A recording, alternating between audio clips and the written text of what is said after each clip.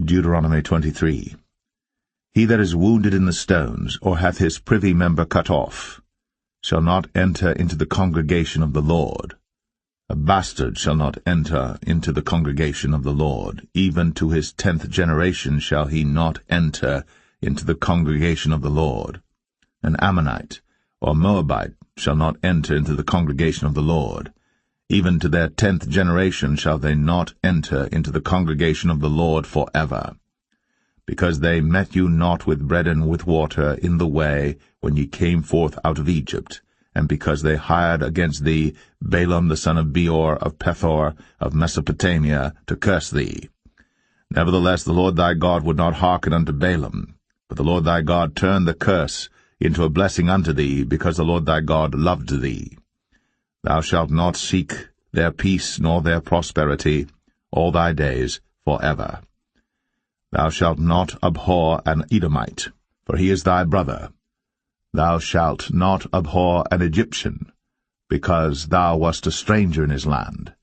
The children that are begotten of them shall enter into the congregation of the Lord in their 3rd generation. When the host goeth forth against thine enemies, then keep thee from every wicked thing.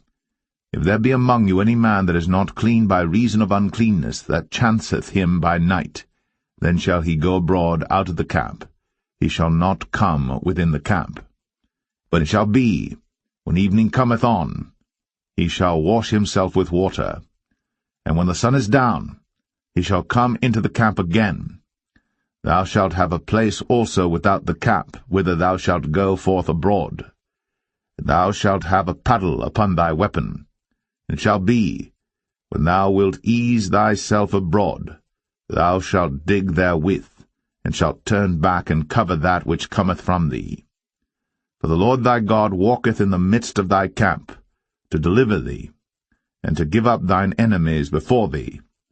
Therefore shall thy camp be holy, that he see no unclean thing in thee, and turn away from thee. Thou shalt not deliver unto his master the servant which is escaped from his master unto thee.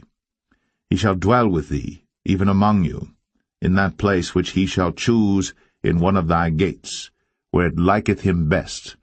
Thou shalt not oppress him. There shall be no whore of the daughters of Israel, nor a sodomite of the sons of Israel. Thou shalt not bring the hire of a whore, or the price of a dog, into the house of the Lord thy God for any vow, for even both these are abomination unto the Lord thy God. Thou shalt not lend upon usury to thy brother, usury of money, usury of victuals, usury of anything that is lent upon usury. Unto a stranger thou mayest lend upon usury, but unto thy brother thou shalt not lend upon usury, that the Lord thy God may bless thee in all that thou settest thine hand to in the land whither thou goest to possess it.